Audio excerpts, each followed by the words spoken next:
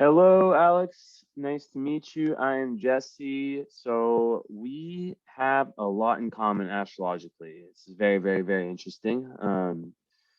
I've done readings for your mom before, and I know that I'm not really sure if you're like someone who believes in astrology. I hear you're very, very intelligent and have a lot going for you. And so just really basic astrology. Obviously, you know that you're a Pisces, and as equally as important as your Pisces sun is your moon, right? So your Pisces sun, Sagittarius moon. It's kind of like the yin yang, the masculine part Pisces, the feminine part Sagittarius. And don't worry, I'll get into explaining more of what that is. Me, I'm also the same thing. I'm a Pisces Sag. So the odds of this, of this being like a good connection where you have some semblance of understanding or get kind of like getting me is pretty high. Also, I just want to say that for me personally, like I've been, like I'm 31 right now, 32 pretty soon. Your birthday is actually really, really soon. It's next Friday. So happy early birthday. And I just want to say that, I've been in a position where I didn't believe in astrology at all. I mean, like I always kind of was like, maybe it's real, but like, it took me like a lot of crazy events. I wrote a whole book about it to kind of open those doors for me, like different people I met. So if you have skepticism, it's all good. I'm just going to give you the chart in the same way I would, or give you this reading in the same way I would give anyone. Obviously, I know nothing about you. I have never seen a photo. I've never asked your mom for a single thing about you. Yeah, she said some things, but I always make sure to forget, just because like it's just kind of cheating, and that's why I do my readings this way, is to show that I don't need to see anything about the person. So we do have a follow-up session. I know your mom said something about like that's just hopefully after this you'll be interested, you'll be curious, and we'll be able to do a follow-up, and you can ask me questions and just really try to understand. My key here is to have you leave with at least a few big nuggets, right? So astrology, right? So astrology can really teach us a lot. I'm very interested in psychology. I have 2 masters in psychology. So I do counseling and astrology, right? And one of the best things about astrology from a psychological perspective is it helps us understand what we are and what we are not, right? Because in this world, we're sort of molded. We're pushed into this mold, right? Of like the perfect, for example, worker, right? The perfect person in a certain field, right? They have certain attributes, but everyone is uniquely different. And this is what the birth chart really shows. So although there's only 12 signs, there's a ton of different planets. There's a ton of different arrangements, right? So I'm going to share the screen just to show you what your birth chart looks like. And I'll be going like on and off share screen, and this goes on YouTube. Actually, wait, hold up. Before I do that, actually, I need to make sure to take your last name off. I always want to keep the confidentiality. So I'm going to switch it to Alex. And just the first letter, Alex B. Okay, let's do that. Okay. All right. So, and you're a very smart guy. I mean, just to tell you, you have the same sun and moon as Albert Einstein.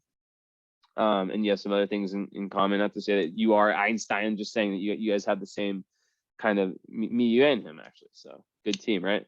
But basically, this is your birth chart. So I know this probably like makes like 0 sense to you, but that's normal. And basically, this is like essentially a photograph of how the sky looked at the moment of your birth, right? So it's from Tulsa at this time that your mom gave me on this date, and basically during that time the sun was in the sun was in Pisces. Also Venus was in Pisces, right? This is Venus. Mars, or this is Saturn, was in Pisces, right? And then we have Mars and Mercury, which were in Aquarius, this sign. These 2 babies, Neptune, Uranus, were in Capricorn together in the 7th house. And these are houses. You see these little pizza slices, 1 through 12. Those are all houses. The moon here was in Sagittarius, 6th house. and Pluto, North Node, Jupiter. Don't worry about understanding this right now.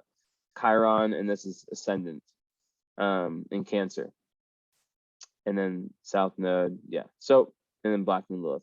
So basically what you need to know is that there's, in astrology, the two most important are the sun and the moon. So we really want to understand what is the relationship between the sun and the moon, the two primal energies of the chart, right? And then there's the big three. People refer to the big three as the sun, moon, and ascendant, right? So me and you, who better to describe your big three than someone that has the same sun and moon as you? Our ascendants are different. I'm a Leo rising, you're a Cancer rising, but yeah. So basically, sun in Pisces with moon in Sag.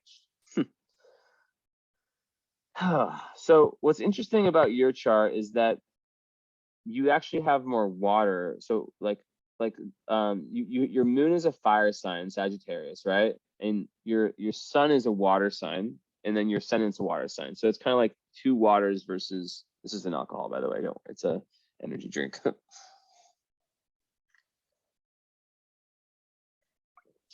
Just so you know, transparency.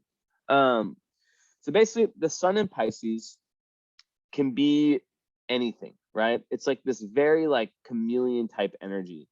So it really is a super, it's the last sign of the zodiac, right? So it's the 12th sign.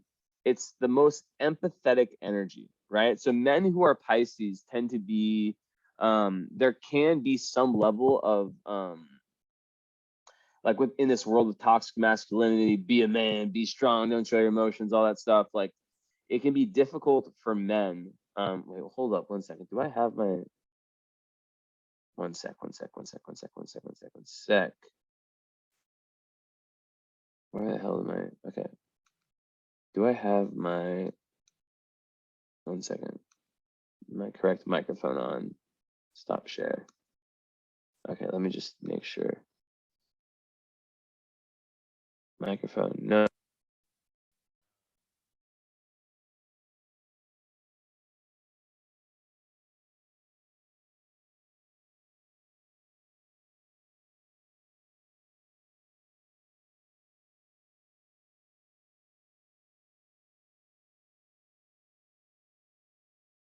Yes. Okay, so I have to, unfortunately, I have to stay with these ones. Good thing I noticed that. So no need for the microphone. This one, whatever, it still sounds fine and good. Okay, so in essence, like Pisces is like the ultimate compassionate energy, right? It's a sign where you want to take care of people. You want to really almost give yourself. It's like very sacrificial, right? It's so much empathy. So naturally you're someone who just like is able to like see through the suffering of the world and extremely sensitive. Whether you show it or not, there is that sensitivity, right? Pisces sun people, they are, like I said, they're chameleons, right? So they tend to be very good at fitting into whatever environment they go in, right? When they're young, they really have to be careful for like almost like losing who they are and who their identity is, if that makes sense. Like an example is like, you know, like say like in high school or something, like blending in with like the cool kids, or like someone you like, you know, that you think is cool, and like changing, like giving up too much of your own personality, of your own sovereignty to become like that person. Or, you know, in a relationship, especially, right? In relationships, they can really be the people who, and you have Venus, which is love in Pisces too. They can be the people that really see the potential, right? They see the potential of who that person could be, but not necessarily the reality of who that person is. So this can lead to all kinds of trouble. It's also extremely romantic, right? But Venus Pisces, you know, it's a very, very beautiful placement, but that's kind of like the warning sign, is those rose-colored glasses, right? And just being like almost like sacrificing yourself and your own I guess like worth, your own life for love. So that's one thing to watch out for. But overall, you know, it's a feminine sign, Pisces, but then your moon sign is a masculine one, right? So it's super big on imagination, Pisces, right? It's like Pisces tend to live in this different realm. They're like the dreamers of this world, right? They're the people that just like, they're extremely creative. Like, I'm sure like you've seen Kanye West, what he's done recently. Like, he's a Pisces moon, right? Which is like it just creates like this otherworldly energy, which is ruled by the planet Neptune. But what that can do, and it's this quote by Carl Jung, that's the what is it? It's the mystic and the addict. No, okay. The mystic. This is failing. The mystic and the addict swim in the same waters. The mystic just learns how to, or like are in the same waters. The mystic just learns how to swim in them while the addict dies. I butchered that, but you get the point. It's that Pisces is really high or low energy. Like it's like there's a huge tendency for escapism, right? Whether it's through drugs, alcohol, something that gets you, video games, something that gets you out of your emotions, because the emotions can be so intense, right? And they when they're kids, they usually like have this feeling of like wanting to, like, they have such vivid imaginations, and you know, they can like create like worlds like with their imaginations, and almost like live in those worlds more than the real world. So super dreamy. It's very extremely creative, right? Extremely, like, endlessly creative. But it's so important to find a healthy channel for that creative energy, right? Otherwise, there can be that lower escapism, right? Where you find other ways, because it's very in touch with like the higher spiritual realms, whatever you want to believe. That's you know, my belief. And sometimes it's like the world of drugs is a form that can kind of replicate that, or alcohol. So it's really important to find something that really like gets you going on an artistic, creative, abstract right brain level, right?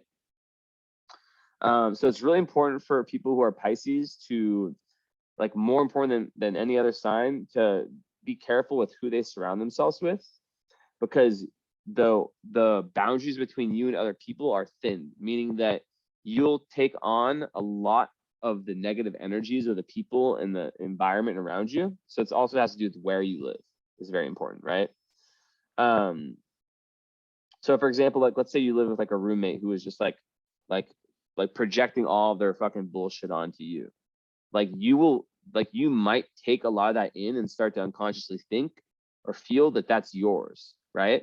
But really it's someone else's. And the best way to know about this is to spend time alone, to really set time alone, to meditate, to go towards artistic pursuits if you have any, you know, just like quiet activities like hiking, going to the beach, soothing music, anything that can like get you into that gentle nature, right? And also a lot of Pisces, it's a very spiritual sign, and they can find themselves very drawn to this really mystical and spiritual, metaphysical side of life, right?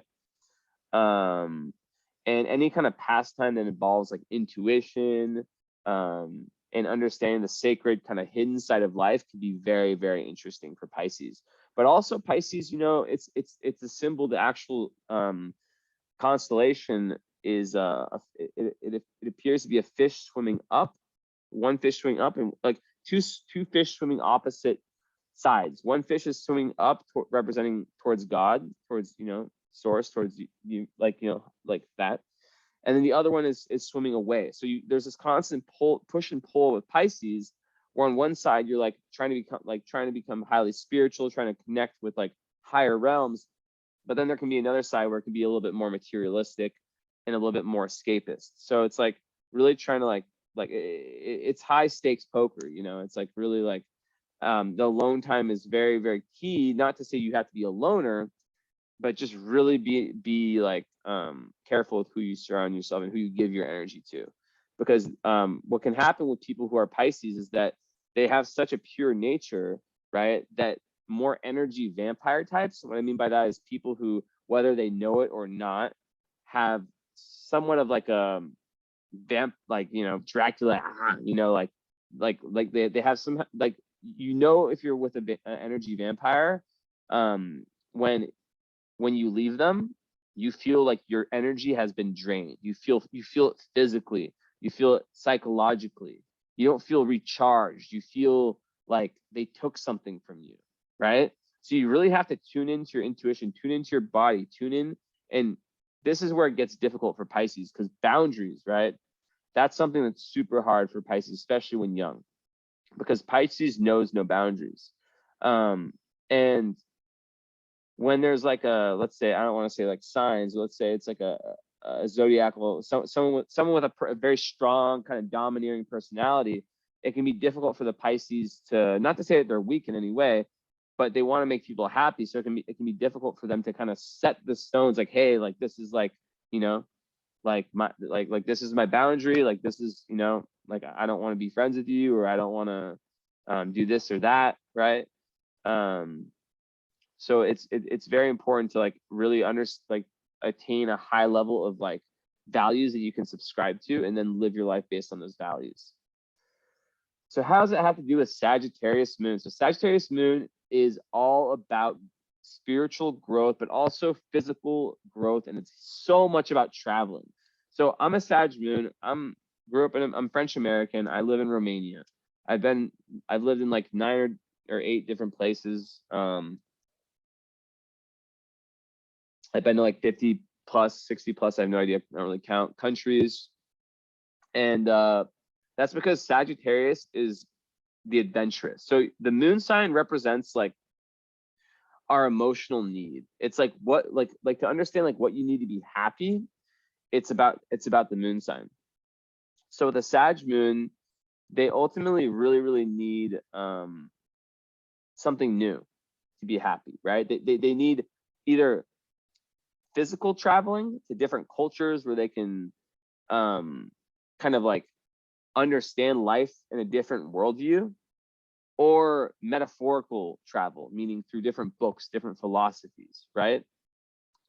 Also, when it comes to relationships, you know, and you have some other things in common with me, like Mars and Aquarius, you're going to be someone that needs a lot of space, right? And I already talked about the Pisces part. You're definitely a lover, but you're someone that's going to require a lot more space. And I think you'd probably be pretty allergic to like clingy energy in relationships, as am I. Overly clingy. But a huge part of your karma in this life is to go out in the world and to explore. And Sagittarius is the symbol of the arrow, right? And it's the horseman on the arrow. And it's basically about just going physically from place to place and trying to find different little pieces of evidence that, or not evidence, like it's almost like you're trying to find, right, this big universal truth. You're on this constant seeking for truth.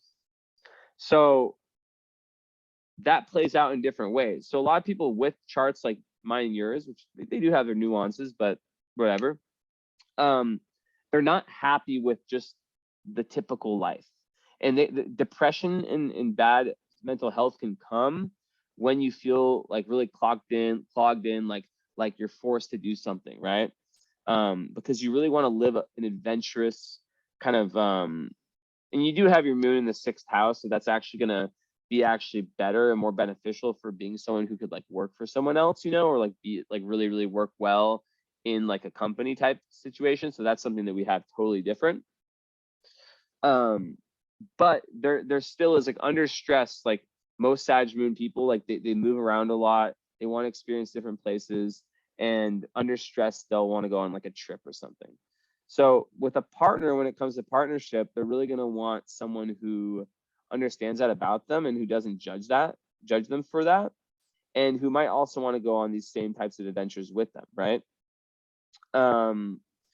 So yeah, it's very freedom seeking. What Sag moons have to watch out for, though, is they have to watch out for this over dogmatism, in the sense that they spend so much time trying to find truth, right? They like universal truth, like philosophical, the philosopher's stone per se. And at some point they can actually push that too much on someone else. Let me give you an example. So let's say like I'll give you from my life. back in the day when I was first getting into astrology, I found so much in, like when I was really in it, I got so much out of it that people in my family, people, my close friends, I almost like was like, yo, you have to learn about this. Like this will change your life. And I was right. I'm right because I know I'm right. It will change your life.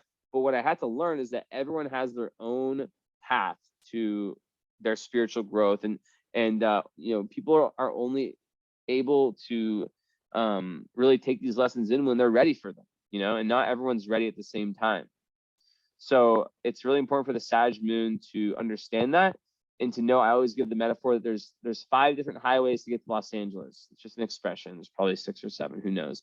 But the point is that there's different ways to get to spiritual truth, to spiritual, like a high point. And it doesn't have to be spiritual, like through meditating, through being Mr. Yoga, whatever. Like it can be in whatever way. Like you can literally not even meditate, not even be involved in astrology or anything like this. This is just a tool, right? But overall, you know, you're definitely a seeker. You're definitely a seeker. And on top of being a seeker of physical Sag moon type truths, you're a seeker of with your North Node conjunct Jupiter and Scorpio, you're someone who's really trying to understand the human unconscious on a deeper level, right? So like the things that are like the secrets, the hidden parts of life, the occult, the esoteric, you have Pluto also conjunct your North Node. Like you're really trying to understand the kind of the more shadowy sides of the world.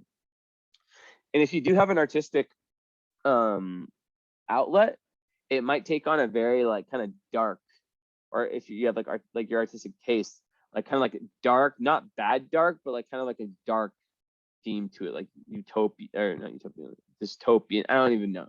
Like there might be like some real depth that comes out of that, where you're like kind of like looking really into like the kind of darker, like think like mafia, underworld, those kinds of things are really appealing to you. The unseen stuff. I'm sure you watch tons of documentaries on YouTube of like, you know, things around the world and things that are just interesting to you. Lots of Sag moons also, like myself and several friends I have who are Sag moons. Like I literally will go on Google Maps. Like since I was a kid, I just was like a geography freak. And I'll just like look all, like I'll just go to a random country. I'll just like stare at the map and just like wonder, like, I wonder what it's like in that place, you know? And then like certain places will call to me because, you know, Pisces is the intuition. So you're very intuitive. And then I'll start to kind of like, you know, gravitate my energy and start to organize trips to those places, right?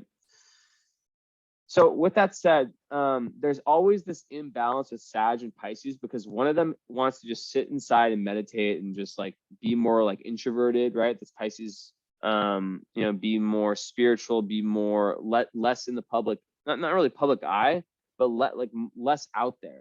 But then the Sag side is like also life of the party, you know. Sag moon people, they like to be social. You know, Sagittarius is a very blunt, like say it how it is kind of sign. So those two can kind of get in each other's way in the sense that one of them wants to be really, really active and go from place to place to place to place, while the other one is maybe more focused on deepening itself and getting more in tune with its inner vibration and its spiritual psychological growth. So the house placements, which I guess I'll share this again. Where did it go?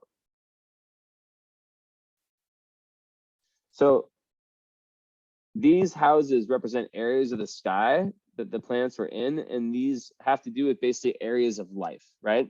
So the fact that your moon's in the 6th house and your sun's in the 9th house, what does that mean? So sun in the 9th house is actually the house of Sagittarius. So it's actually doubling down on this theme that a big part of your life purpose is meant to be exploring. It's meant to be everything I said about Sag, right? Meant to be like learning and finding your place within the cosmos, finding your place within this greater sphere of life as we know it, right? You're not satisfied with you know, what people, what you're told is everything, right? You sense that, boil some water. You sense that there's more to life than you're told, and you go towards that. And yeah, so that's really, really huge for you. Then the moon in the 6th house is more about like, there's a real emotional connection to So it's very service oriented. So you might be someone that really wants to be of service to humanity in some way. Also, it's about the body. So sixth house moon, I've noticed, is that there can be fluctuations in health, and there's a huge link between your emotional happiness, your emotional fulfillment, and your physical body health, right? So whenever you actually get ailments of the body, you actually might be experiencing something psychosomatic. So you might benefit from, like, there's different books you could like message me about it. I know the name of it. I have it over there somewhere. I can't remember it, but it's a book that basically breaks down like the spiritual connection between like different bodily issues, like for example organs and parts of the body, and the psychological, like for example, like when it's your shoulders, it's because you're carrying too much. You're carrying something. There's like maybe some, not necessarily shame, but like you're holding on to something that's heavy energetically, right? Like a secret or something like that, right?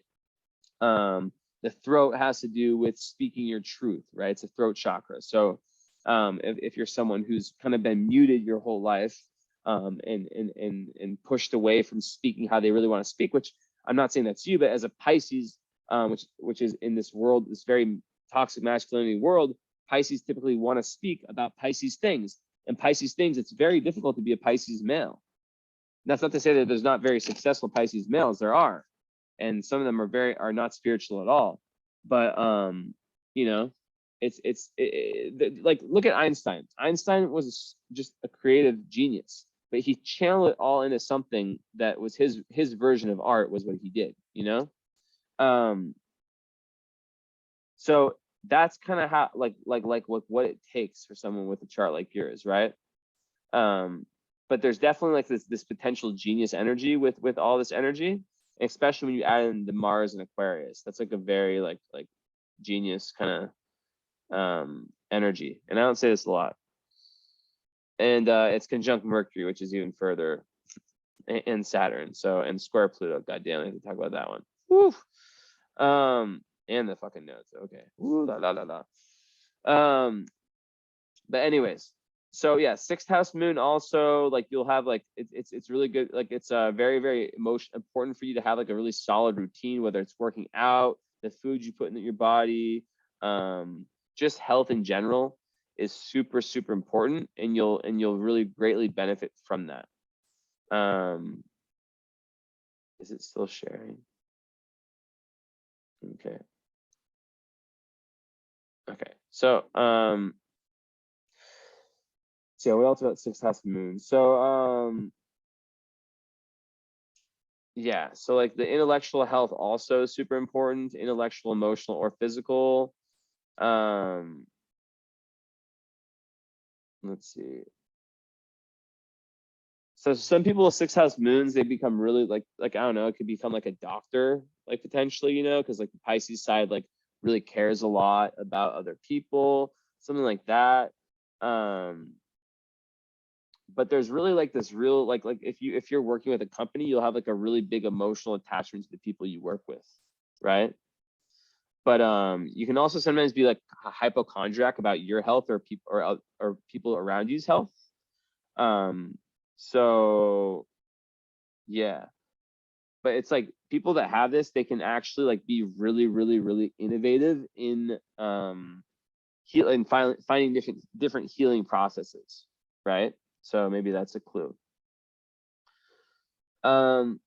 So yeah, we get an idea here of the push and pull, because it's a square between your sun and your moon, meaning 90-degree angle, which means that there's tension between the Pisces and the Sag part.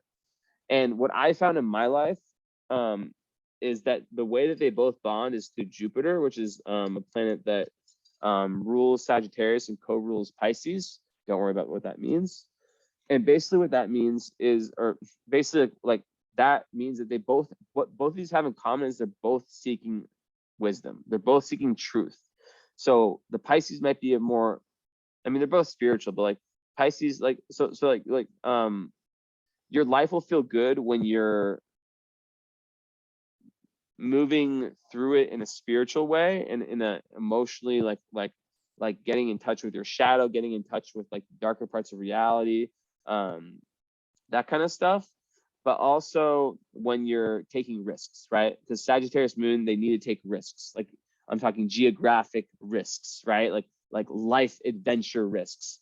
But when if you're like feeling held back in that at all, you might kind of feel your life getting a little bit more stale. And definitely, and you have to really watch out for the addictions with this too, because there is this real larger than life. Like this is the really cool thing of Pisces of Sag Moon, is that the moon is like also the internal environment. So you're extremely internally optimistic, which is one of my favorite parts of Sag Moons. That's why like I'm always friends with Sag Moons, and very, very open-minded. That's why I feel comfortable like a lot of times when I give readings to people who like don't necessarily like believe in astrology, it's kind of like an extra pressure that I feel like I don't know, like to some degree probably diminishes the reading. Like I do my best, but with Sag Moons, you know, they're typically quite open-minded people who are willing to hear something out and really give it a chance for being true. Like it's almost like that the quote of like you know, I wake up each day and regardless of how much I think I know nothing, right? The Buddha who said something, and my quotes are all wrong. They're just like get the general fucking idea. All right, so let's see.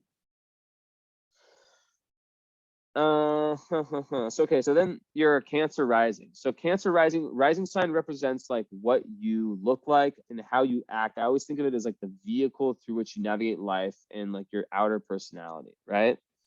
So in Cancer, it's typically not a very risk taker energy. You'll maybe like wait to feel more comfortable before you assert yourself. I found that Cancer rising people tend to be really, really like approachable.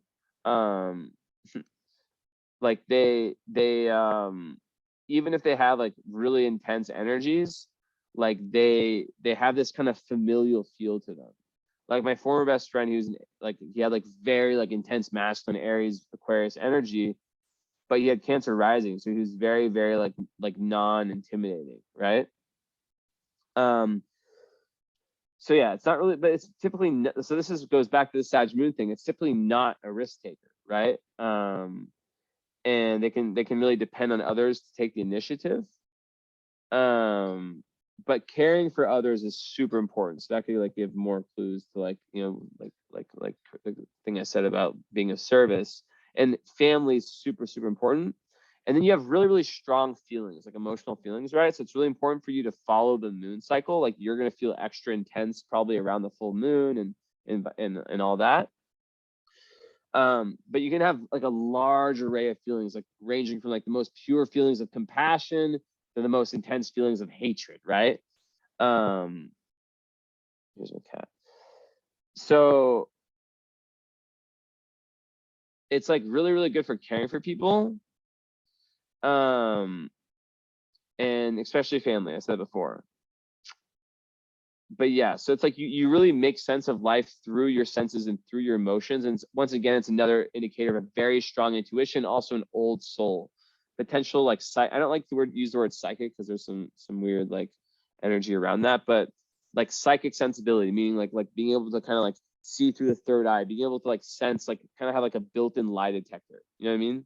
Like where you're just like, you know things about someone before you even get the chance to get like sample size, logical, whatever, observate or have like physical observations. So it makes you like really, really sensitive once again. So the time alone thing is huge. And also with Cancer rising people, more implications with relationships in general is that when you get hurt, and this is a Pisces thing too, Cancer is a sign of the crab. So you might feel as though like Cancers are known for once they're hurt, they have a lot of trouble being vulnerable again and trusting again because they're so sensitive that they climb back in their shell. So it's really, really important to, you know, you definitely need like a very peaceful and serene home environment, but it's also really important to once again, the people that you trust, people that you hang out with. And you're going to want, especially when young, to trust people that maybe you shouldn't. That's just kind of how the karma is for people with these types of charts, right? So yeah, what else can I say? So yeah, there can be a tendency to attract weak, kind of helpless but manipulative people. Like they're not weak, like they might appear not weak, but they are inside. But overall, you're like a caretaker. You're someone that probably people come to like when they're really in need. They feel really, you give like a real, even though you're a man, there's like a real like kind of like maternal energy, like a real deep caring that you can give on an emotional level to people. Also, it's great for like just like close friends and cooking skills too. And also it's fucking business minded. Cancer is like if you look at like so many of the billionaires, like so many of them have like strong Cancer placements. So you're really able to like run businesses and use that intuition to kind of like understand like, oh, I can trust this person, I can't trust this person, like kind of see through the bullshit, right? The facade. One thing you have to also watch out for is a tendency to live in the past, because it rules the past, Cancer. And having like emotional attachments to things and people and times and whatever that have outgrown their usefulness, right? And also there's a super strong tendency to cling to feelings, right? So feelings of any kind can creep in. So for the greatest success with this, it's about understanding how the ebbs and flows of your own inner cycles work, and you like using your own sense of rhythm and timing, that like, and understanding that, and understanding how there's always ups and downs, and like, you know, you just have to learn to rock with them and do things that can help you ground your energy, like meditation. But like the accuracy of your instincts is a super huge asset, and you have to like people that have a lot of water like you, that are males in today's world, they sometimes get that intuition pushed away early. Like people are telling them, oh, you're crazy, oh, it's all in your head, blah blah blah blah blah blah. But learning to trust that intuition is huge. It's life changing, because your intuitive hunches about people are usually spot on. So you have to trust your feelings. I'm positive that there's been a time in your life where there was someone that you just had this feeling something was off with them, and you may have voiced it, and maybe like your crew or the people you're around were like, no, that person's cool, and in the end you ended up being right. I'm sure that's happened, or something similar to that. So it's learning to trust that voice, that sometimes you want to push it away because you don't want it to be right. You want this, if it's like, you know, this girl or this friend, you know, to be right for you, right? But it's like coming, like there's a lot of disillusionment that can happen, and it's coming to terms with that, and learning to be realistic with that. Okay, moving on. So that makes your chart ruled by the moon, which we've already gone over, which is in the sign of Sagittarius. We've talked about that. So making that lunar instinct extremely important for you. You know, you might want to really like as I said, travel when you're stressed, and like, you know, like if you're like me, you're always organizing your next trip, and I don't know, you might have like a different like work life schedule as me, but you do also have Aries midheaven. So you know, that's kind of the energy of someone who wants to be their own boss and who's entrepreneurial. But the moon in Sag also is just like, it's like a gypsy at heart, like love of travel, fascination with foreign places. What have I forgotten? Let me pull up my notes just to make sure. So it's mutable in action. So you have lots of mutable energy, which means that you're like really, really good at going with the flow. And there's a big innate need for variety and change. And yeah, it's very creative, innately optimistic, expansive, and positive in your life point of view. So that's another thing with Sag moons, is you cannot. I made a video on my Instagram. I don't know if you follow me on there. It's at Jesse Innocent Astro. It's not just astrology. You should check it out. But basically, I made a video where I was like, I don't hang out with people anymore who have self-limiting beliefs of what is possible. And you're like me in this. For you, everything is possible. You have a feeling that there is no limits to what you can accomplish in life. And I don't just mean that in like a success standpoint. I mean that from like everything standpoint, whether it's studying or learning, right? Where you go. So yeah. And a better way of saying what I was saying before is, so because this placement implies a strong attachment to the search for truth, there may be a tendency towards believing that what you have discovered is true for yourself should be true for everyone else. Well said, right? But it's very, very enthusiastic. And you can draw on this natural flow of insight and intuition in order to solve the problems that present themselves to you. So it's just like you have this natural optimism. It's like this endless flow. but you might have people that come in that try to break that shit. And that's where you have to like work on the biggest difficulty for Pisces is boundaries. And I don't want to say the F word, but I've already said it. If people try to fuck with that optimism, boundaries, peace out. I don't care who you are, unless you're like, you know, your amazing mom who bought you this reading, or great people in your life. You know what it is. Okay, moving on. So, okay, those are just the big three. You understand how these match together. So then we have Mercury in conjunct Mars in Aquarius in the 8th house, which is ruled by Aquarius, or excuse me, by Uranus in the 7th house. So you know, relationships are definitely going to be very intense for you. There's going to be some kind of like volcanic energy in them. You're going to really be attracted to very different types. You know, they're going to probably be people who you think are able to kind of help you grow in that spiritual way, like the more eccentric types, right?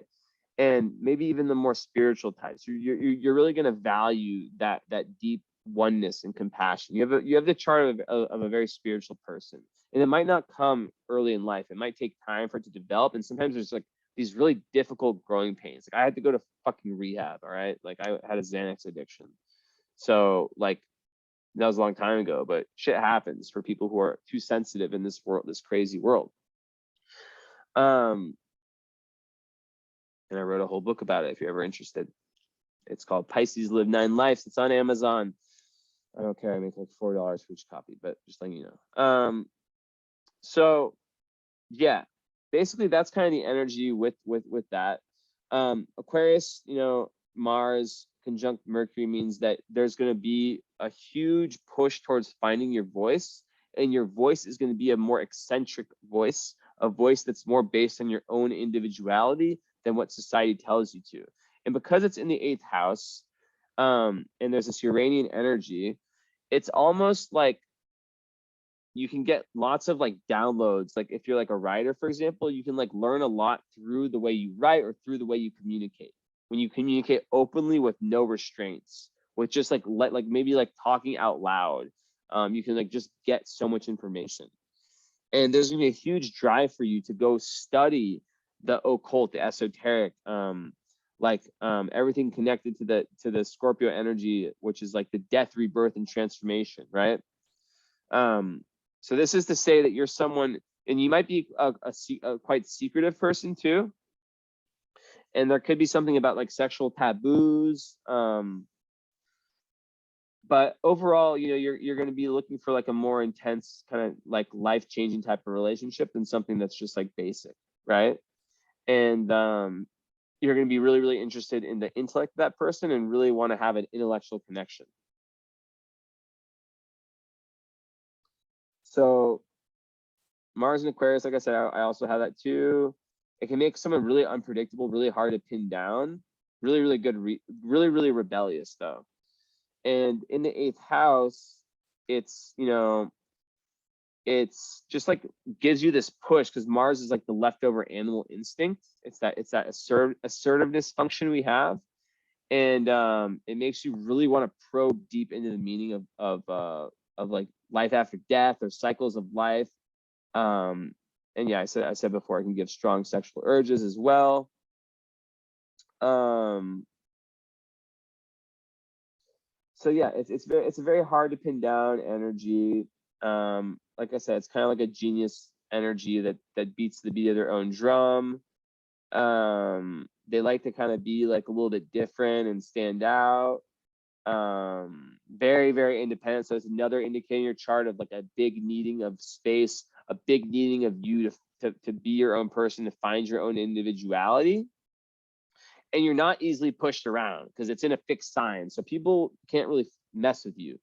This is really, really good for the boundary stuff I talked about before, right? So it's very good for success. So if you feel boxed in, you're going to rebel. I said that before. And that's shown. This is the beauty of astrology. If you guys are watching on YouTube, you've seen and you watch all my readings, you guys see I say this every reading. I see this thing, similar things said in different parts of the chart. You're able to like really take on projects in this like kind of shotgun style and really because it's fixed, like just actually like complete them over the long term. Although the Pisces can kind of dwindle that a little bit with the Sag, because your nature is still very mutable, going with the flow and adventurous, but super creative. And one cool thing about Mars and Aquarius is like with Mars and like fire signs, like you get like you're getting dominated, but with Mars and Aquarius, it's so smart and strategic that like you're almost able to like dominate people, like not in that bad way, but without them even knowing they're getting dominated. Yeah. But one great thing about it is that like they really know how to like let people be, like really, really good at giving space. They place a ton of value in freedom and individuality. And yeah, so it's like they're so good at like at giving space because they understand the need that they have for their own space.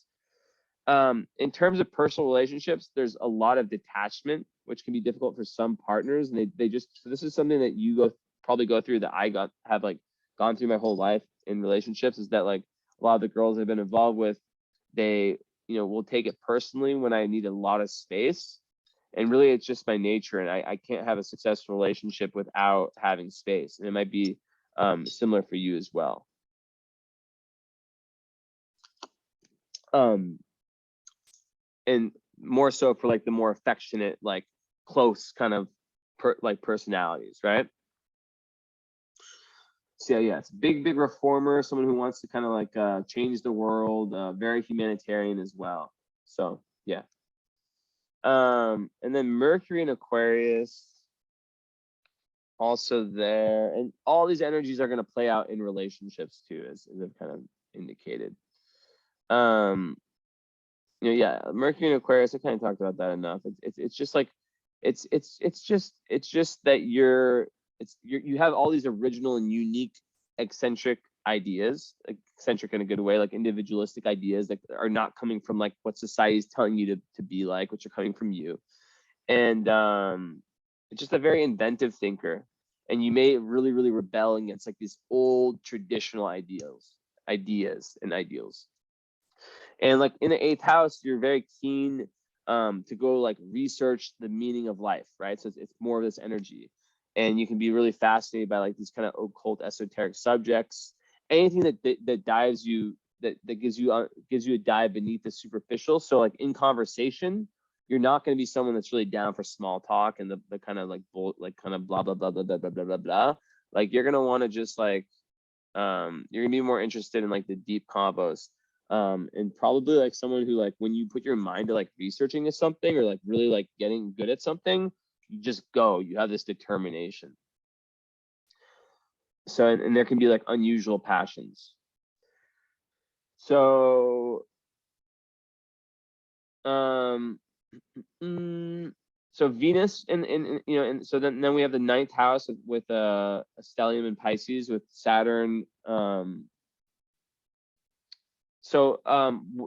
This can be a little bit frustrating here with Saturn here, because Saturn in the 9th house of your sun, it might actually block some of those travels until your Saturn return, which happens around 29.5. And it can kind of push away some of that Sagittarian energy I've been talking about and make it so it doesn't actually like manifest till later. I'm gonna be right back. I'm still gonna talk while I just have to go get something in the bathroom. But basically, like, one sec. So yeah, you may feel like restricted in exploring the meaning of life, but yeah, like it can kind of push that away. And with Venus in the 9th house, that actually is really, really good for like you really have an urge to understand the world. And there can also be it can be really, really good for like higher education too. So all this energy is also really good for higher education, like master's, PhD, those kind of things. But Venus in Pisces, it's like that desire to merge and be at one with your partner. So it's like really, really deep spiritual connection. And like really also want to be at one with the universe. You might, and like you really value music, like art, like things that like more abstract things. You value those, and you also value those in yourself and in a partner. And you also, and I'm gonna go out, you can still hear me, you might be someone who really does better like romantically with members of the opposite sex. Or excuse me, that's not what I meant to say. But it doesn't matter if it's members of the opposite sex or the same sex. It doesn't matter. What I meant to say was with people from different cultures, because the ninth house rules different cultures and Venus is there. It can be highly beneficial for you to, like, you might do really, really well, basically. So then you have Venus in Pisces conjunct Black Moon Lilith. So what this means is basically that you might be your own worst enemy when it comes to love. And there might be like self-victimization, this real darkness that comes out in love relationships. And Black Moon Lilith in Pisces, you know, you're such a sensitive soul, but you might not fully understand the full emotional side of your nature, and it can make you kind of shy away from deep connection because there might be like the fear of getting hurt, and you might even believe that some people are too unstable and not like really good enough, or like just like you can't really put all your trust in them. And but really it can be a projection where you're actually the really sensitive one, and where you're reacting through your feelings rather than applying reason. So it's all about like accepting that part of your nature, and then you can truly connect with human beings. So yeah, like the Black Moon Lilith is really the gift to bring the unconscious or self-defeating behavior into the light, so then it can't like run amok in the unconscious. So whenever you're like behaving like in a critical manner, stop and think about it. Like, are you hurting someone? Are your feelings hurt? Like, take a deep breath, because there can really also be with this an energy of, yeah, like one sec. Like lower energy of Pisces in love is like it's totally those rose-colored glasses, right? Like rose-colored glasses, meaning like I see the person for their potential. I mean, I totally had this like earlier in my life, like just giving, like, I remember my first girlfriend, just giving her chance after chance after chance, and like having all these like really stable, amazing girls that were interested in me, and just not being into them because I just wanted that darkness, that dark girl. So that's one thing that has to be watched out for. So yeah, like with the Venus and Pisces, they tend to really love the underdog, and it's just such a romantic view of the world, and they can really like want to play the role of the savior, you know what I mean? So Venus and Pisces people, that like they can be the kind of people that can be like turned on by inequality, and it's just like really hard to pin down. Like in relationships, they're willing to like sacrifice everything, which is such a bad thing. You have to watch out so much for that. Like where you're willing to, like, let's say you have like this amazing career, like where you're just like killing it, and then this like beautiful girl or whatever comes in and she's like wows you, and then you're ready to like put down everything that you worked so hard for just because she wants to hang out with you one time. That's the shadow of that, right? So you can be allow yourself to be victimized or deluded in love, and it's about like you're always going to want to give a lot, but don't give your everything. Don't show all your cards, right? Yeah. What else can I say?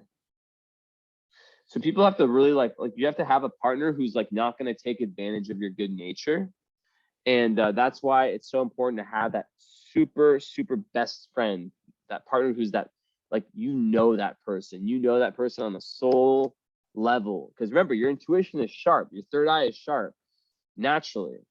I don't care if you meditate or not. So like you'll know it in your heart. Remember when we talked about like the feelings, like when you have that feeling for that person, like that's what you need to follow more than like what your friends tell you or whatever. What else about Venus?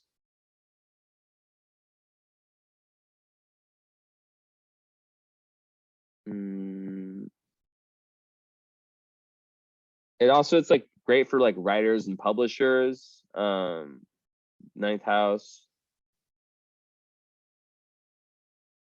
Living abroad, like it's high probability, like there's a high chance that you may live abroad, but with the Saturn there, it might not come until like after the Saturn return, like around 30. Okay, so now more with a Black Moon, Lilith, and Pisces, we break it down to a fear of vulnerability.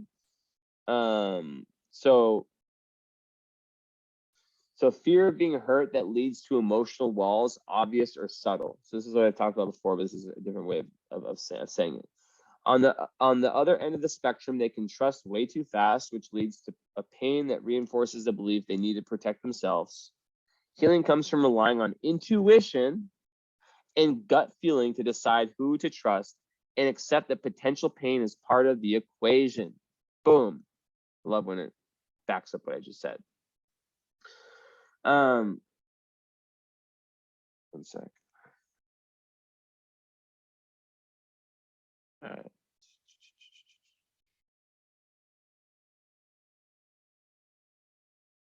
One sec. Interlude.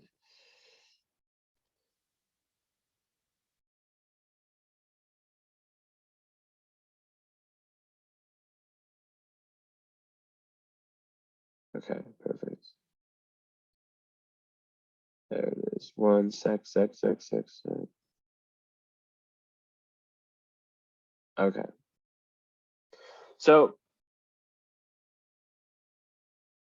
Saturn, okay. So ninth house ruled by Pisces. There can be some confusion and some sort of like fog in your life in general, but like around like you travel the world in your dreams, but have difficulty coping with the practicalities of travel and study. You may choose to study or travel for artistic purposes. That's kind of my view of that. So okay, Saturn in the ninth, right? So let's see how Saturn, which is like the planet that kind of like pushes you back a little bit or like restricts you. So okay, so there can be an inner rejection of religion and education. And they need to break these patterns that they may impose, and the native will strive to find alternative explanations and ways to reach higher meaning in philosophy, which goes totally in line with what we said. It could block higher education, but you might decide to continue the education in more mature years, but not necessarily. You have Venus in there, so it kind of counteracts this. And is there any bad aspects of Saturn? Let's see. If we go into aspects ASAP. I didn't really see anything. Conjunct Mars, obviously. Yeah, just conjunct Mars. Mars is where we have to talk about. So yeah, like it can be difficult. Like basically everything I said with the long-term travel can be like with the traveling, like you have so much energy there, but there can be setbacks when you're trying to make those things happen that like kind of push that back. And if you're like a writer or a publisher or like someone like that's involved in academia, it can like kind of like make setbacks. But when you get past the Saturn turn 30 years old, it gets a lot easier.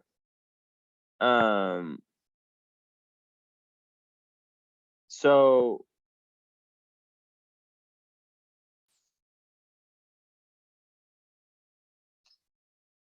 it can also be difficult at the age you're at, like you're getting close to the Saturn return, like further developments of your higher ideas and that real like getting the truth.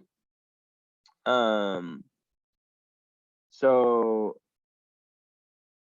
yeah, that's one thing Saturn can do. It can kind of like push you away from that Sagittarian mind, that Sagittarian like search for truth. Like the experiences that are going to take like really get you there, it can kind of like push those back. And yeah, so just know that energy does fade away. So not really. So your sun is is trine Jupiter. That's trine Jupiter. That's an amazing placement. It's on the degree. That's just like really, really good. Not only inner expansiveness that you have from the Sag Moon, but out like you're just a very optimistic person. And it's very, very good for popularity. It's good for like, and also Pisces rules like cameras and stuff like that, like screens. So you could be someone that like has success in that type of way. I'm a Pisces and I do everything on, you know, camera and stuff. I'm just getting started with it, but yes, 1 second.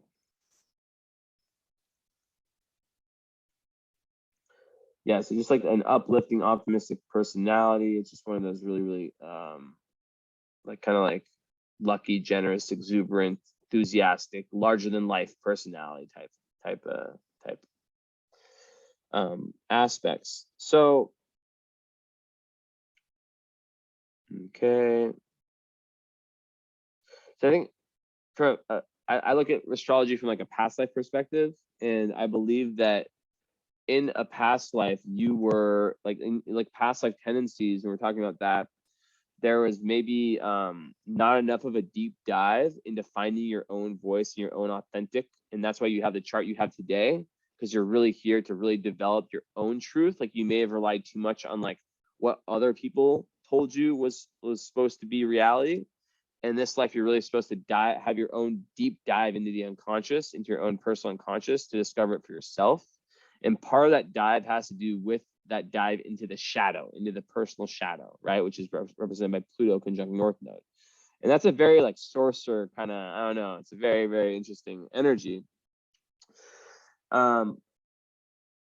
So you'll be someone that goes through lots of like death, rebirths, and transformations. And it's very important for you to find that creative outlet.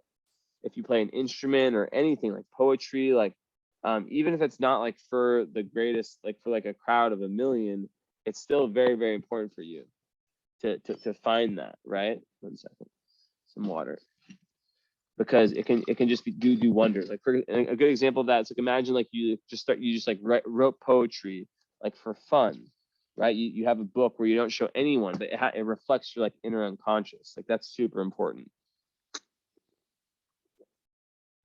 to have some version of that. All right. So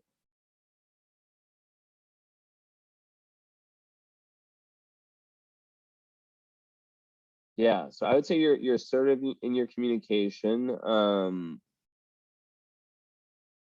We've got some interesting aspects here. So with Venus, so you need freedom in relationships. Your relationships are very, very transformative. There's a huge link between like all your relationships are going to be very, very karmic. Like the people that you have relationships with are very influenced from past lives. And they're really here to help you transform and to go deep into your life purpose, which is a whole bunch of like finding creative purpose and a deepening in your emotional. So going into your shadow, into the places that you're maybe more scared of going in, and embracing them. That can be done through anything from Buddhism to like any form of meditation, any form of spiritual practice, right? But that's really, really important. And it can also just like I said, there's different roads to LA. Some people find it through music. So with your Mars, you got this conjunction of Mars in Saturn. They're in different signs though, so I barely count that. But it's opposite Chiron and square Pluto and square the nodes. So that forms an aspect pattern where let's present for a moment here.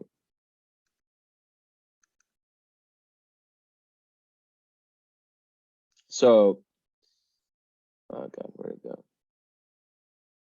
Let me show my, oh God, my computer's so laggy. So here, okay, so Saturn square Pluto, 90-degree angle between these, right? What was the other one? Opposite the south node. So it's called a T square. And basically it shoots out at 27 Leo, which is in the second house. And basically what that means is that there's tension. This aspect here is super fire dense energy. And it basically, like, people who have this, like, they can be athletes. They need to have like a physical outlet, right? Like a physical, like martial arts. Whenever I see this, I'm like, you need to do some kind of martial art or something, because that can be the best way. But it's like this really explosive energy and can get in the way of relationships, because it can make someone kind of like unpredictable and sometimes even violent. Not to say that you're violent, but there can be anger issues, right? With that. And I'm kind of blanking on what else there is with Mars for Pluto. So yeah, it just like makes you confront your own personal shadow. And there can be like a strong desire to assert your dominance and have like power, right? And it's really, really good for like, so it gives you like this endless energy reserves. Like I told you before in the reading, that like when you put your mind to something, you just go, right? And super, super ambitious, but it can also make you a little bit stubborn and not willing to listen to other people, and extreme assertiveness, but that can sometimes turn to aggressiveness, right? And if your ambitions are blocked or your goals are challenged, whew, it can be bad, right? And there can be a tendency, especially with a Cancer rising and a Pisces, to bottle up anger and resentment. And then it just comes out at bad times. So it's really important for you to find, that's why I said the martial arts, constructive ways, like in psychology, talk about like healthy like ways to get out the anger. Not to say you're angry at someone, but like when there's bottled up anger is the worst thing ever. So it's all about moderating the intense energy by like channeling it to either like, you know, to like continuous hard work towards whatever your ambitious goals are. But yeah, there's super, super good for work ethic. But like people have to watch out who have this, because they can be the people who like rise to power through like aggressive actions and intimidation towards other people. It's kind of a badass energy, but you have to watch out for it because it can come back and bite you in the ass. And yeah, the key to gaining the upper hand is to stay focused on your aims and resisting the urge to retaliate and undermine your enemies, because yeah. So aside from that, what else can I say about this? It can be a little bit self-centered, even though that's not like a big part of your chart. And yeah, just very, very direct. I think I said enough about that one. Trying to see what else. Yeah, so it's all about finding that channel. There can be a lack of patience. That's a good one. A violent temper and sexual aggressiveness. Not to say that that's anything that you have. It's just like it gives more implications into the sexual nature, that there can be like a very like, I don't know.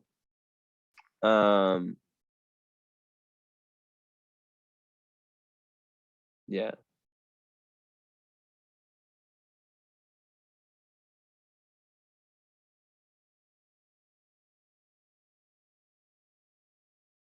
Okay, that's whatever. That's good. Okay. So Mars opposite Chiron, different signs, but still that's once again that there's like may have been some pain to your assertiveness function.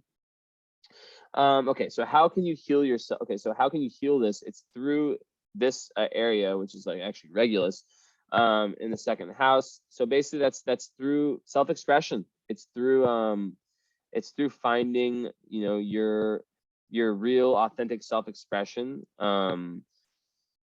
and internal values, right? So it goes all the way back to everything I talked about, which is like that creative outlet, right? And authentic self-expression, meaning that I don't need to create something just for the views. I need to create something for me, like for understanding myself better. It's like the whole idea behind art therapy, where you're creating art just for the sake of creating art. So super important there. And yeah, your doorway to higher awareness can be through like being a service to other people, and also like through your travels. That's another thing I want to add in there. So 5th house ruled by Scorpio.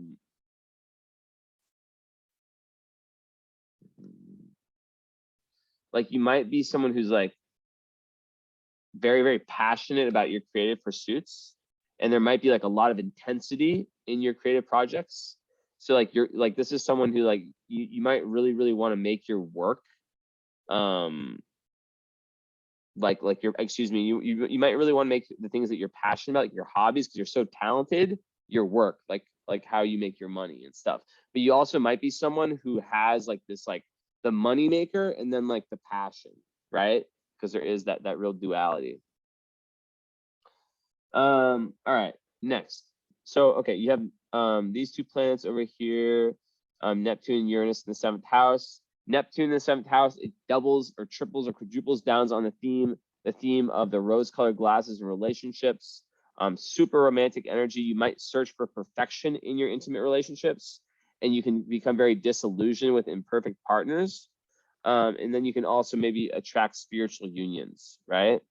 But yeah, you just got to really watch out for like being being like the energy vampire, all that stuff. And Uranus, it dials down again on the need for unconventional relationships, freedom within relationships, and also learning a lot through your about your individuality through your relationships. And the fact that Capricorn rules this, and that you have Neptune right on the descendant, and these are right on the descendant. It's basically like saying that there's going to be in Saturn, in the 9th house. I would imagine that you'd probably do, like, once again, like you'd probably do well with like very, very committed relationships. And you'll want a partner who you can really respect and who respects you too. Obviously everyone wants that, but like and sometimes people like this will choose partners who are older, not all the time. And once again, it's in the 9th house, so someone who helps you kind of break down the barriers to your understanding, to help you get to that life purpose of like the understanding the higher truth. And once again, maybe from a foreign culture. Jupiter in the 5th house in Scorpio, that's just like the built-in lie detector, right? You're on this intense search for truth. And you can be a very transformative teacher. And it's very, very like also strong desires for sexual union, like this kind of like tantric potentially. And you're always looking for ways to expand your creative self-expression. Also, it's really, really good for children. And you really want like very like childish energy too at the same time. Like you really like want to like express your inner child. And Pluto there in the 5th house, it's basically like you feel like your life purpose, like there's this really deep creative purpose to your life. Like you feel like you're here to really like dig deep into something that's like unlocking like something creative within you, right? So that's really, really important to understand that. And yeah, so there's like this real powerful need to express yourself creatively. And there can sometimes be like an obsessive need for attention you have to watch out for. And you may be overly dominant with children. So just a few things. And with the North Node there, I talked about this already, but it's really like a quest in this life to create your own destiny, to not like be too much with the group, too much with the consensus, and to give up your personal dreams and develop self-discipline to build a really big creative life, right? And then in Scorpio, it's like a big quest to be able to incorporate change in your life, because in past lives there may, like I said before, there may have been like too much like with the known, the easy, like the risk-free, and a tendency in past lives to want peace and quiet at all costs. And you need to avoid weakening your spiritual strength by resisting change. And it's all about being open to new possibilities, right? Open-minded. and all about death, rebirth, and transformation. It's like the snake shedding the skin and being open to those, to living like multiple lives within this one life, right? Stripping away at the old to make way for the new. And the South Node ruler is Venus. So, you know, that's, and then Venus is in the 9th house. So it's just kind of showing that like in past life, there definitely was this very like kind of romantic, you know, like kind of philosophical being, right?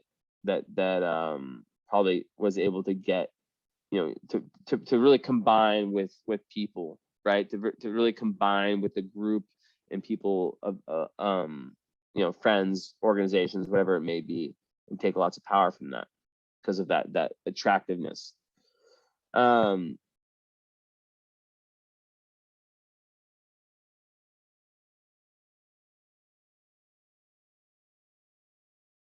yeah, it's sextiles your ruler. So once again, that's saying that, you know, that's really it's good. It's good past life karma. It's really good past life karma.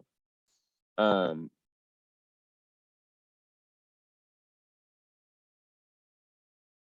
see here.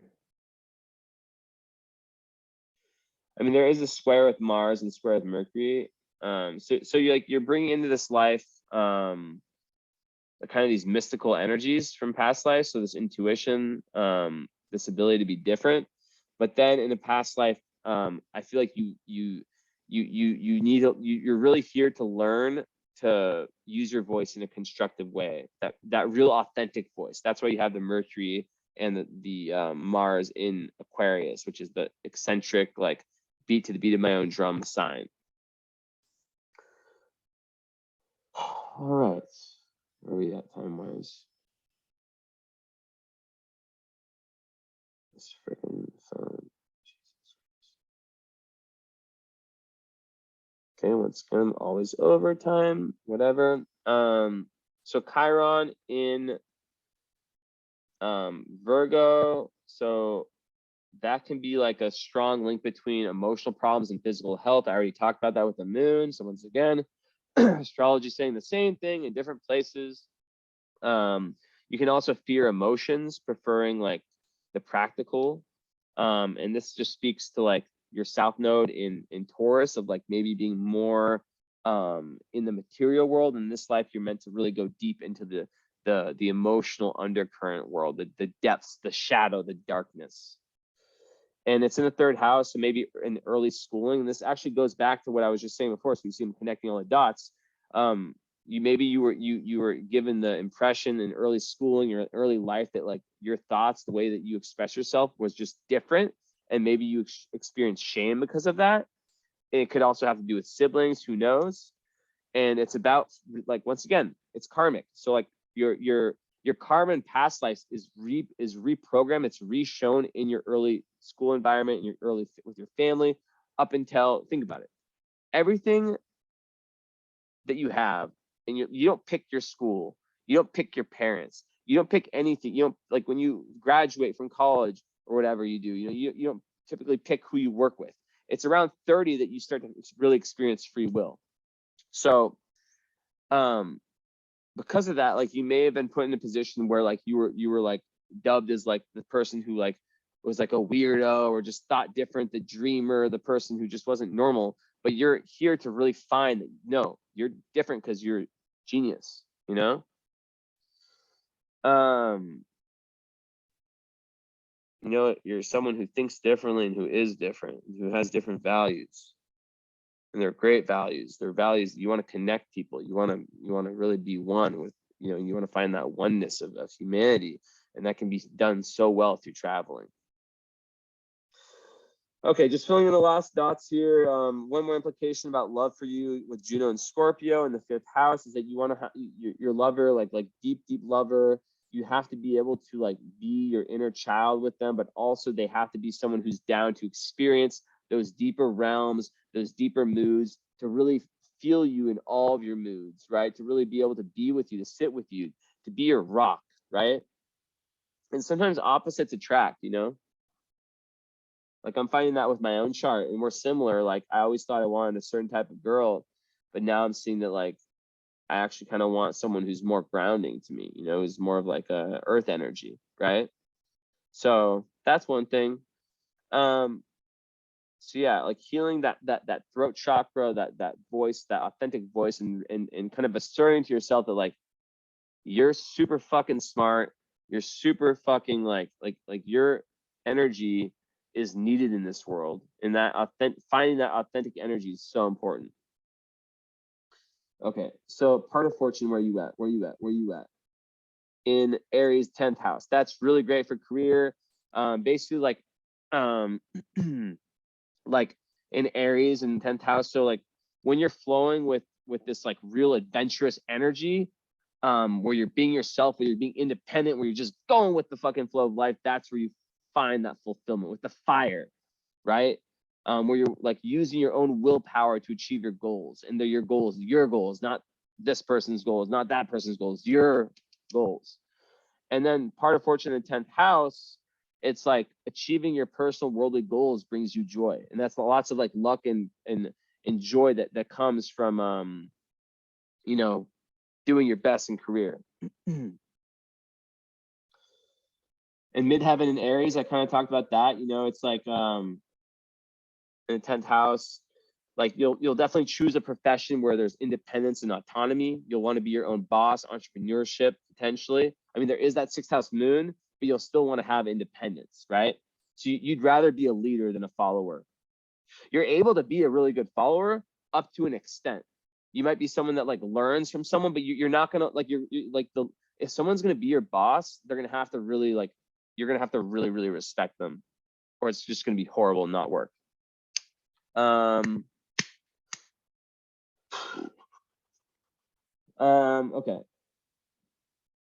I got over most things. Okay, so just like filling in blanks, rulerships. So Leo ruling the 2nd house.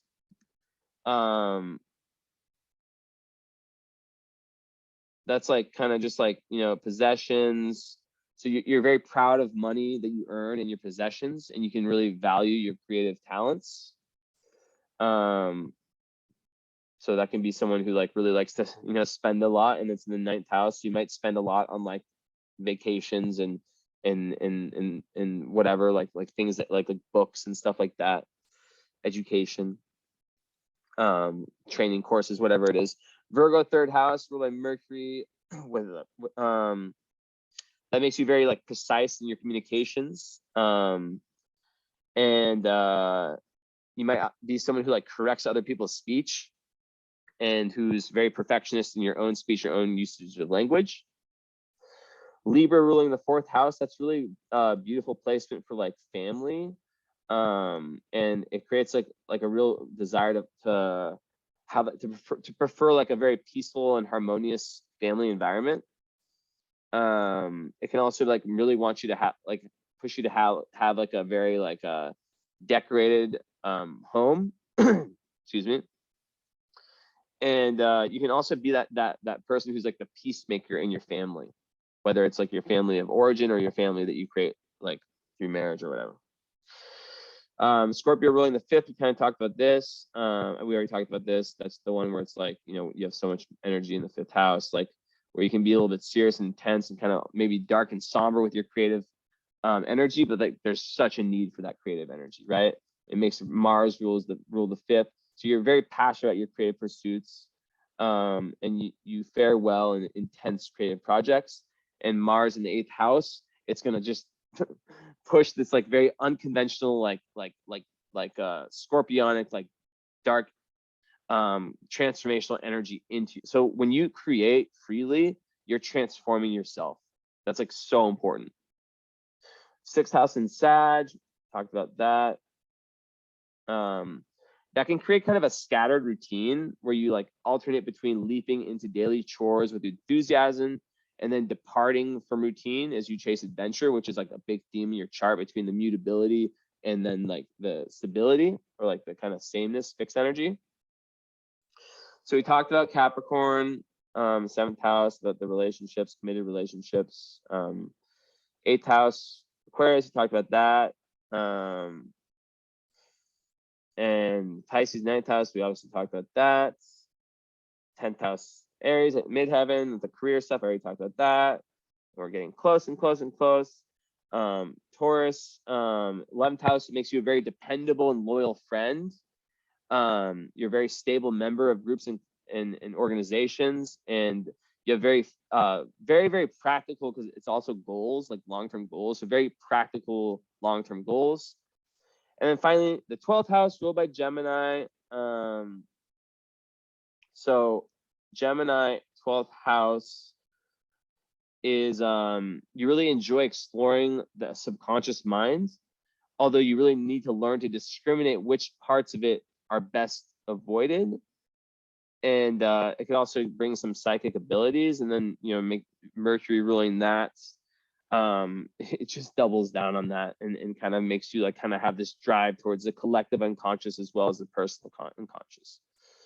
Okay, last thing I do, just to see if there's any asteroids or fixed stars.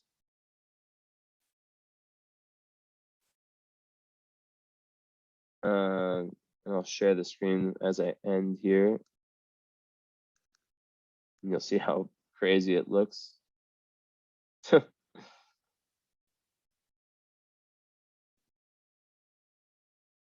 Okay, so let's see. So rising,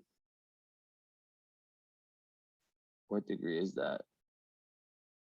21.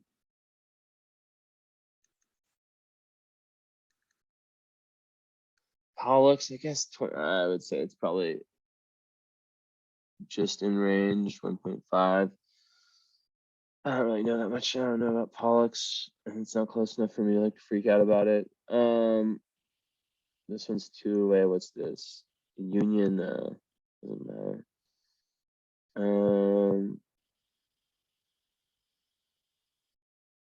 Here, okay, Sun, that's important. Okay, what's that? So Hecate is conjunct your Sun, and that's like a, the Greek goddess of the old moon of midnight. It's like a very like witchy energy, right?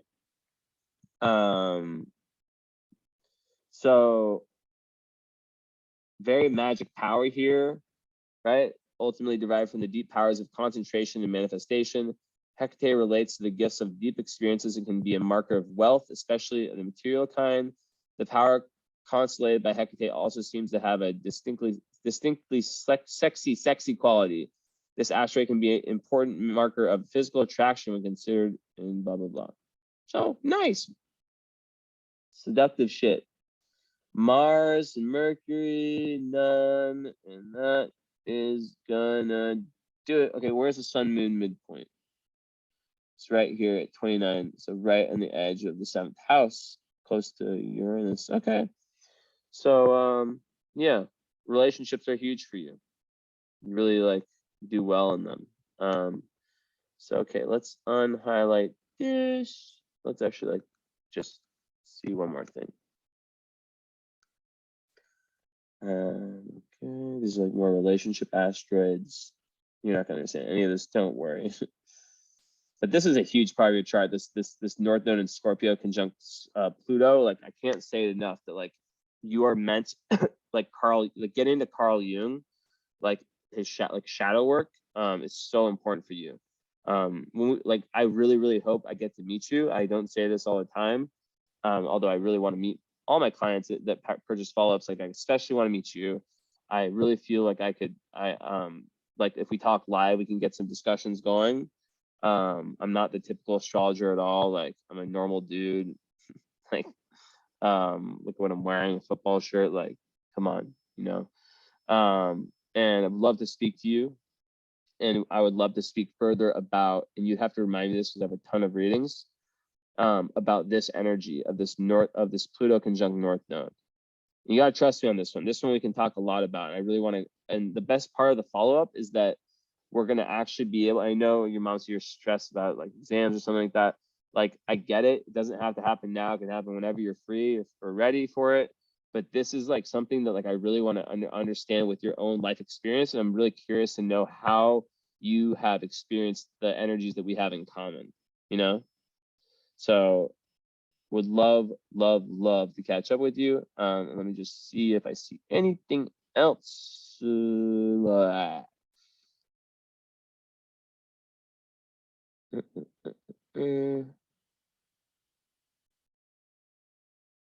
Nope.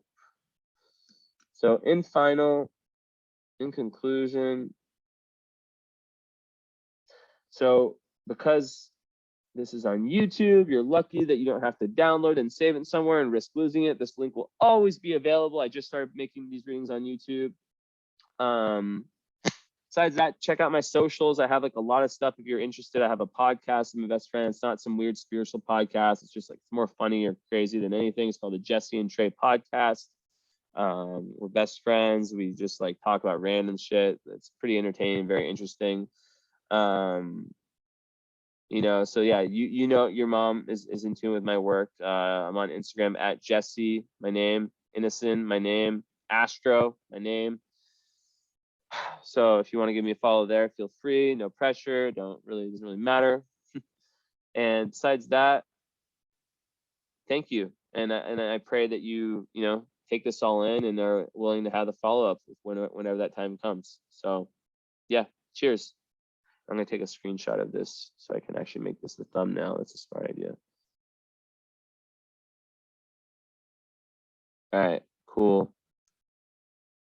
All right, that's it. Thank you so much, and we will talk soon, I hope, or not. Okay, bye-bye.